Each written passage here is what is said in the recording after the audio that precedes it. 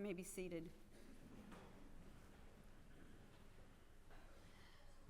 Like me, you probably read or heard many words of sympathy and remembrance following the death of Pope Francis.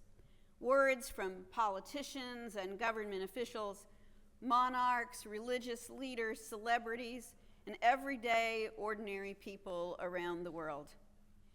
But one statement I saw began in a deeply personal way. Pope Francis changed my life. Pope Francis changed my life. These words came from John Boehner, the former Speaker of the House of Representatives. Now, some of you may know about the experience on which Speaker Boehner's statement was based. I first learned about this experience several years ago when I listened to the audible version of the book On the House, read by the author, Speaker Boehner. Now, I had heard a reporter I respect say that this book which is subtitled A Washington Memoir, was the funniest political book that she had ever read. And it is indeed a very funny book. I'm sure my neighbors wondered why I was laughing out loud as I took my daily walks with my AirPods in my ears around the neighborhood. Now, if you've read it, you know what I mean. And if you think you might be interested in reading it, one warning. The language, shall we say, is salty.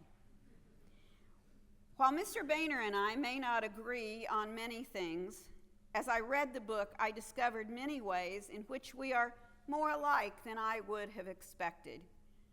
For example, I had not known that the former speaker is a person of deep faith, a devout Roman Catholic. In On the House, he described a day on which he said he had never seen Congress more happy. It was the day that Pope Francis, at Speaker Boehner's invitation, addressed a joint session of Congress. In a moment when the speaker found himself alone with the Pope, Francis embraced him and said, "Mr. Speaker, pray for me." Boehner's response was, "Holy Father, who am I to pray for you?" But he added that he prayed for the Holy Father that day and still does. That is the moment that Speaker Boehner said changed his life. Pray for me.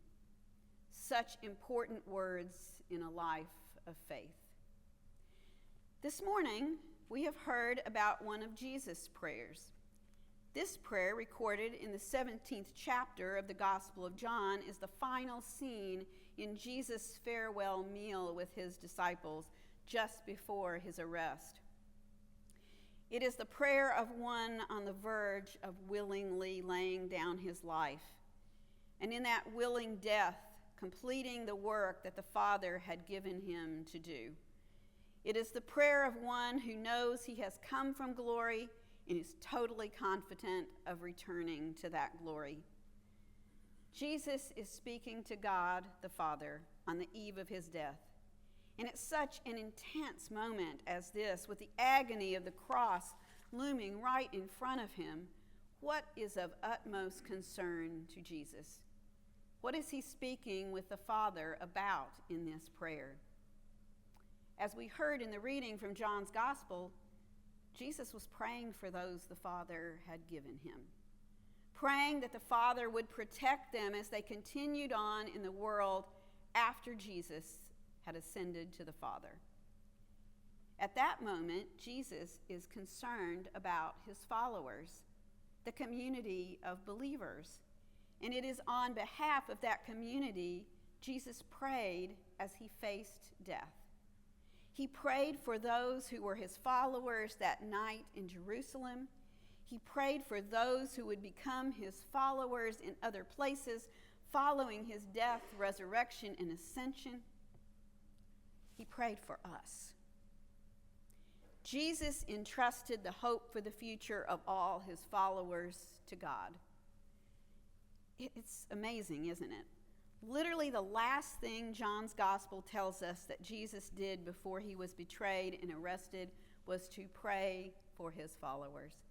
He didn't hurriedly grab a piece of paper or whatever you wrote on in first century Jerusalem and give his disciples a bunch of last-minute instructions just to be sure that they knew exactly what to do in his absence.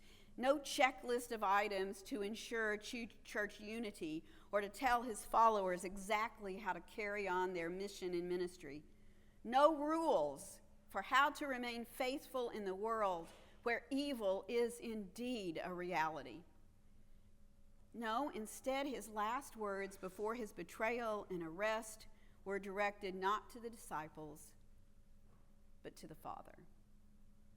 In that moment, Jesus turned the future of his followers over to God, over to a God who Jesus knew could be trusted with that future because of God's great love for these followers.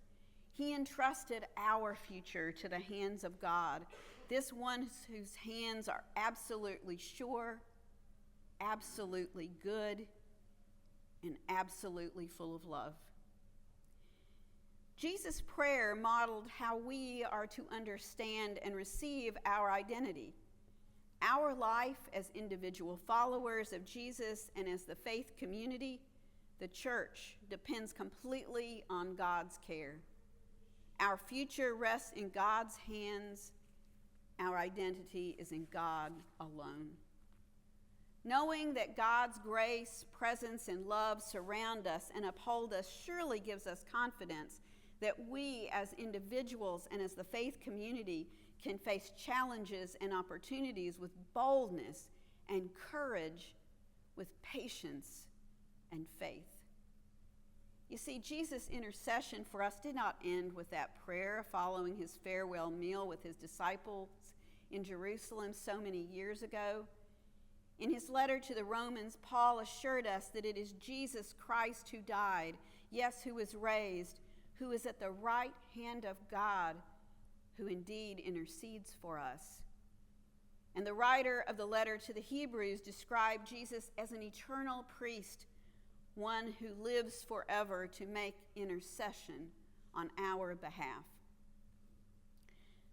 This morning, can we get our minds around the fact that Jesus, this one who is the only Son, so close to the Father's heart, this one who loves us so much, prays for us?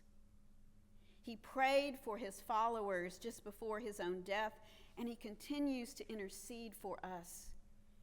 He has entrusted us to God's ultimately trustworthy care, and our future is in those sure, good, loving hands. Knowing that people pray for me is incredibly sustaining for me. Having people ask me to pray for them builds bonds between us that perhaps never existed before. Pope Francis' request for Speaker Boehner to pray for him changed his life. But frankly, when I really think about the fact that Jesus, this one who loves me so much, more than I can even imagine, prays for me and for the church, when I really try to take that into my head and into my heart, it absolutely takes my breath away. How might our definition of who we are as followers of Jesus and who we are as a faith community change? How might our understanding of the idea of church unity change? How might our faithfulness in a world where evil is a reality change? How might our life together, our mission and ministry change if we took as our beginning point this statement: we are a community for whom Jesus prays. We are a community for whom Jesus prays. For indeed, we are that community. And my friends, that changes everything. Amen.